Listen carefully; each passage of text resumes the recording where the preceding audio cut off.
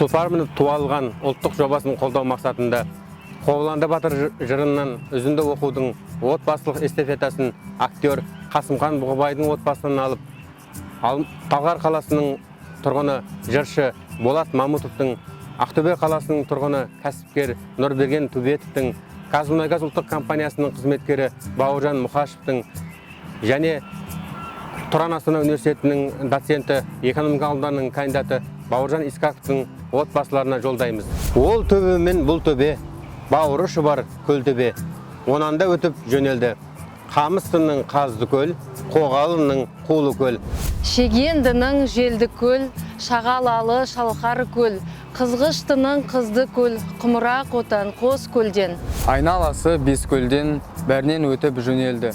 Құдырдың қара дөңінен, бесінде өтті деңінен. Барлы тау, басы биік қарлы тау, хан жайлаған қара тау. Би жайлаған ала тау, онан да өтіп жол шектау.